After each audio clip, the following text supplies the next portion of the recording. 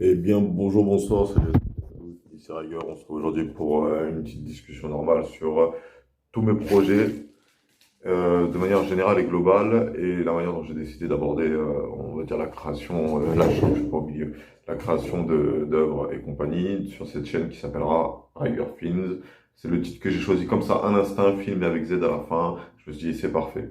En fait, hier, j'ai pensé à un nouveau concept, en fait, qui est vraiment inspiré d'un personnage que j'ai imaginé, Raven, entre guillemets, qui s'inspire d'une de mes voix, qui, en fait, est une jeune fille qui peut parler avec les corbeaux et qui voit des ombres. Et en gros, elle sait pas ce que c'est, et elle rencontre un garçon qui voit aussi les ombres et des trucs qui est bizarre. C'est un délire qui est parti avec ma psychiatre, entre guillemets. Et de l'autre côté, j'ai fini par penser, parce que ma voix Raven me dit qu'en gros, elle a fait du sale sur sa planète, et qu'avant c'était une prostituée. J'ai pensé à une prostituée qui veut se venger de tous ceux qui lui ont fait du mal, et ça le film pourrait s'appeler Make Them Pay, les faire payer. Et de là, j'ai compris que, vas-y, genre les écoles d'art et compagnie, genre c'est du sérieux et tout, parce qu'à la fois, tu as forcément une connaissance que tu peux utiliser pour écrire tes histoires et trucs, et te laisser guider par ton imagination et par des protocoles d'écriture. Et de l'autre côté, vas-y, moi je suis là en mode sans école, on peut le faire. Donc les deux concepts Raven sont des bons concepts, en fait, en vérité. Et genre même, je suis libre à n'importe qui verrait cette vidéo et qui aurait eu les moyens de créer ces concepts-là, libre à lui de les faire, on va partager les idées. Moi, ce dont j'aimerais parler aujourd'hui maintenant, c'est des projets d'écriture que j'ai. Le partage ensuite, je ne sais pas encore comment le faire. Par exemple, là, j'ai l'histoire Mana. C'est l'histoire, en gros, avant c'était les aventures de Riger, mais en gros, l'histoire Mana, c'est l'histoire d'un monde régi par des pierres de mana, des pierres d'énergie, qui donnent des facultés magiques. Les royaumes découvrent un nouveau continent qui vient d'apparaître et décident d'y aller parce qu'ils veulent voir les manas. Le premier chapitre se passe en fait sur l'île. Et attendez, je vais vous dire combien de pages j'ai écrit. C'était à l'époque où j'étais très inspiré. 1, 2, 3, 4, 5, 6, 7, 8, 9, 10, 11, 12, 13, 14, 15 pages. J'ai écrit 15 pages et j'étais parti de ouf, hein, j'étais déter. Là, je suis en train de me souvenir. Le premier chapitre s'appelle Le tombeau de Keps. Parce qu'en gros, c'est un monde RPG en fait, tout simplement. C'est un monde RPG. Il y a des voyageurs, des marchands et tout. Et en fait, j'étais en plein dans le flot du nouveau continent et de l'armée envoyée. Et je me suis dit, pour le bien de l'écriture, c'est maintenant qu'il faut qu'on change de centre d'attention. Il faut passer au marchand qui est le héros. C'était Riger, c'était censé être le projet des aventures de Riger, c'était censé être ça. C'était Riger, mais on va changer son blaze de marchand et puis on va faire une autre histoire, on va l'appeler Mana. Et du coup, je me suis auto-cassé le flow en fait. Ça, j'étais bien concentré, bien écriture et tout. J'aurais dû continuer à écrire, même si après, genre plus tard, je séquence. Tu vois, comme faire un montage vidéo, mais avec ce que j'ai écrit, faire un montage de trucs, genre ça, scène 1, scène 2, scène 3, scène 4. Je me suis auto-cassé le flow. J'aurais dû continuer à penser à comment ça se passe sur le continent avant de changer de sujet. Maintenant, Mana, je peux vous dire que je peux la faire en livre audio, avec une voix de narrateur, et que le premier chapitre, en gros, en format audio, serait de 1, 2, 3, 4, 5, 6, 7, 8, 9, 10, 11. Non, j'avais déjà écrit. Je sais que j'avais déjà écrit. Voilà, c'est là. Un, 2, 3 pages. 2 pages et demie. Moi, à partir de là, je me dis, vas-y, je peux le faire en format audio. Ce serait un peu gâcher le truc et tout, mais vas-y, ça commence avec Audible et compagnie, ça commence à prendre du succès. Je pourrais le faire en format audio. Mais en même temps, genre, pour vous lire un extrait, moi, je trouve que j'ai une patte d'écriture quand même. J'ai une patte d'écriture, je trouve. Là, il y a beaucoup de dialogues. J'étais assez fier de moi. Et là, c'est quoi? C'est Anderson en retirant sa main de l'épaule de Lucea. De plus, mon absence d'attitude au combat a fait de moi la risée du groupe. Mon rôle est d'observer pour apprendre, dit Anderson en retirant sa main de l'épaule de Lucea. Tu vois, genre, lui, si je me souviens bien, c'est un personnage qui m'a été envoyé. Il fait partie de la royauté, Anderson. Il est blond et tout, compagnie, tout ça, bien important.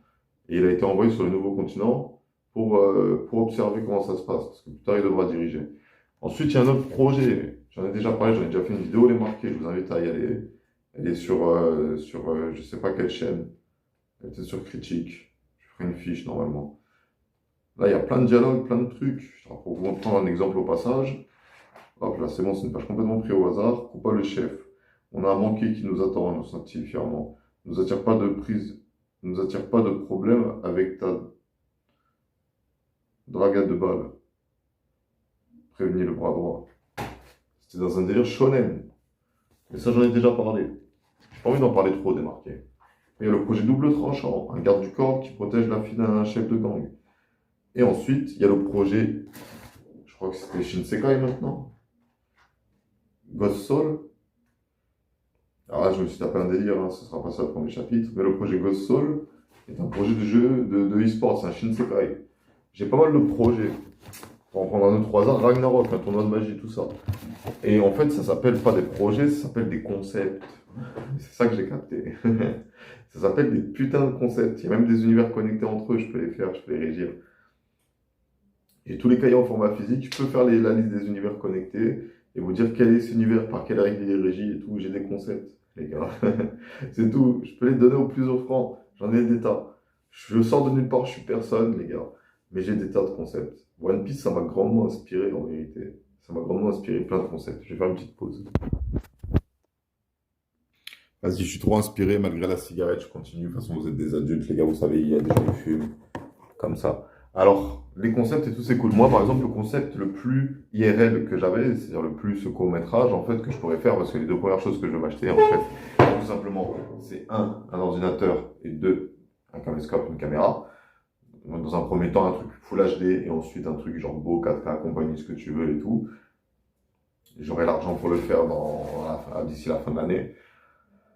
Et j'aimerais me pencher sérieusement sur la question de, vas-y, les gars, maintenant, c'est comment j'ai des histoires, je pourrais vendre les concepts et gérer les projets, l'évolution et tout pour une œuvre finale. Je sais que j'en ai la capacité en tant que spectateur de base, en tant que spectateur en bas, lambda. Je sais faire même des études de marché pour vous dire dans quel sens ça doit aller l'histoire, quel type de livre et compagnie, tout ça. J'ai des concepts à vendre. Rendez-vous, c'était un projet de court-métrage. Il me faut l'équipe pour la tourner. Et l'actrice, et l'acteur, il me faut l'équipe. C'est un projet de court-métrage racontant tout simplement comment se passe le monde de la drague du point de vue d'une meuf un peu froide et rigide qui veut un truc carré, net, bien précis, et un mec qui s'en bat un peu les couilles et qui est super détendu. Quoi qu'il arrive, on ne comprend pas pourquoi est-ce qu'ils sont tout le temps en rendez-vous ensemble. Et ils sont en train, entre guillemets, de s'auto-évaluer, comme si c'était une bataille. Ils posent des questions philosophiques et compagnie. Ça se passe à chaque fois entre deux restaurants. Le restaurant du mec et le restaurant de la meuf. Le restaurant de la meuf, c'est un restaurant 3 étoiles, propre et tout, carré. Avec des serveurs, compagnie, tout ça, tu manges pas beaucoup. Je sais pas comment ça se passe un restaurant 3 étoiles en vérité. J'ai mangé une seule fois dans un restaurant 3 étoiles, mais la vérité, ça m'intéresse pas plus que ça. Même si c'était bon, faut l'avouer. Et un snack, tout simplement. Un bon snack de quartier, frère. Un bon snack de quartier. Et on comprend pas pourquoi est-ce qu'ils se voient comme ça, tout le temps. En court métrage. À chaque fois, ils abordent un sujet de la drague. Qui paye la note? Je vous spoil, de se finir en 50-50. En gros. Avec des tas de discours. Genre, qu'est-ce que tu attends d'une relation, frère? Je pose des questions sérieuses et tout. Une simulation de drague en court métrage, entre guillemets, mais pas de la drague. De la réflexion sur qu'est-ce qu'on doit attendre l'un de l'autre dans une relation. Et pourquoi est-ce que ces deux-là sont tout le temps en train de faire des RDV alors qu'on ne dirait pas qu'ils s'entendent? Pour le travail à chaque fois. Tout simplement. Ils travaillent en équipe à la base. Ils veulent optimiser tout simplement leur travail d'équipe. Je peux les lister là, les sujets. Je vais faire le travail d'équipe. Rendez-vous. Ça s'appelle comme ça. Parce que c'est le mec qui propose au début. Ça commence par un rendez-vous. RDV 5 étoiles. RDV 3 étoiles. Je peux le faire. En fait. Si, je peux vraiment le faire, l'écrire. Je le sais au fond, moi. Ce sera peut-être pas cool, ce sera peut-être pas bien, ce sera peut-être pas drôle. Je peux l'écrire. Dans l'optimum, je peux l'écrire. Mais je sais que le concept est un concept de malade, en fait. On peut y avoir plusieurs saisons. On peut évoluer, avoir un gosse. Je peux te faire une série française. Mais j'ai pas les contacts. Je peux gérer le mec qui va écrire le scénario. Je veux dire, toi, t'as fait l'école d'art, moi, j'ai fait l'école de ça. Faut que le sujet, ce soit ça. Si le dialogue, il me plaît pas, je peux l'écrire moi aussi, le dialogue. T'inquiète. Juste, je sais, toi, t'as fait l'école scénaristique. Ton scénario, il sera meilleur. Les idées que j'ai, mes petits trucs que j'ai, seront toujours efficaces. C'est des diamants bruts qui attendent que d'être polis. Le personnage est inspiré de moi. Le féminin est inspiré de contraire de moi. Simplement. Je peux t'expliquer l'origine de l'inspiration. Et vas-y, et comme à l'époque, moi je détestais de voir l'environnement, discuter et tout. Les projets, un, le travail d'équipe, deux, qui paye la note. Inspiré aussi de ma propre aventure. Mais moi les gars, ça m'a gazé, les filles. Ça m'a gazé, je vous jure. RDV Snack. C'est jamais ce qu'elles cherchent, en fait. Et quand tu as compris ce qu'elles cherchent et que toi tu t'en bats les couilles de ce qu'elles cherchent et tout, elles sont pas capables de te dire. Il y a toujours un truc. C'est soit elles font trop, soit elles font pas assez, genre. C'est quoi t'inquiète, hein. S'attacher aux gens et compagnie. Il y a des gens, ils ont du mal à s'attacher, hein. La confiance.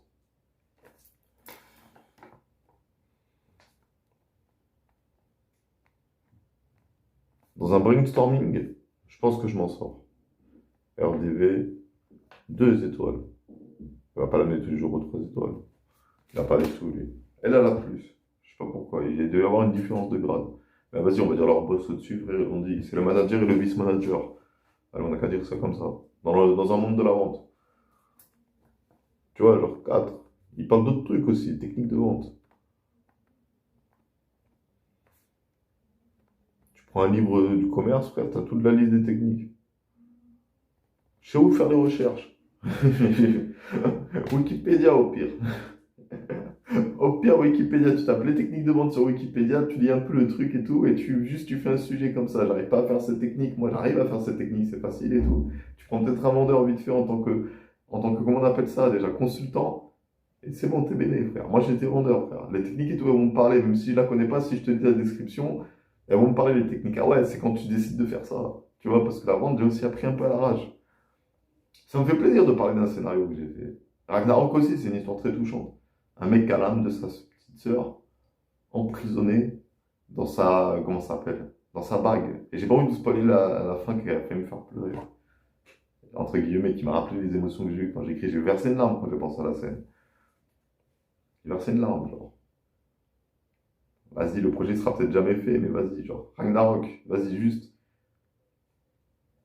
Vas-y, il sera jamais fait, il faut que je lance ce truc. Oda il spoil, les gars, faut la faire à la Oda style. Il faut de temps en temps balancer pour donner envie aux gens de voir l'œuvre. Et dire, il faut qu'ils fassent Ragnarok et qu'ils m'envoient tous leur Genkidama. Genre, tous ceux qui vont voir cette vidéo, les petits trucs qui vont être intéressés, frère. Parce que moi aussi, j'ai un petit truc, mais j'ai des petits trucs dans les petits trucs. Mes idées et tout. Bref, il faut que je spoil la scène qui a fait le truc, parce que là, ça fait un peu tarlouse. Le mec et tout, il montre ses émotions, attention. Bah, la vérité, c'est que pendant le combat contre le gros méchant, c'est genre qui ressemble à Ganondorf et tout dans ma visualisation. Le mec, il utilise tous les pouvoirs de sa bague et tout, qui est une bague maudite, en vérité, dans lequel des âmes peuvent être emprisonnées. Et il a pour sauver sa petite sœur, il a dû emprisonner son âme dedans. Et genre, en gros, dans le combat contre le gros boss, le chef de l'organisation qui lui a fait du mal quand il était gamin, parce qu'il a été truc et truc, et il a été vendu, esclave et compagnie, tout ça. Il vient d'un petit village à la base et tout ça. Et lors du combat final, quand il y a les grosses attaques et tout qui sont en train de se mêler et tout, la magie et compagnie, tout ça. Après le tournoi et compagnie, il n'a pas gagné et compagnie. Je vous spoiler. Ce ne sera pas comme ça qu'elle sera écrite. Les idées elles changent. C'est comme ça que c'était dans mes souvenirs. C'est cette scène-là qui va m'inspirer peut-être la suite de Ragnarok. C'est-à-dire le projet Ragnarok. Qui était un projet que j'aurais dû faire dès que j'ai eu des idées, mais que je ne pouvais pas parce que j'étais chez ma mère. Ils m'ont pas laissé le calme nécessaire pour juste le faire. Ça m'a énervé, hein. Et bah, il utilise l'âme de sa sœur sans s'en rendre compte.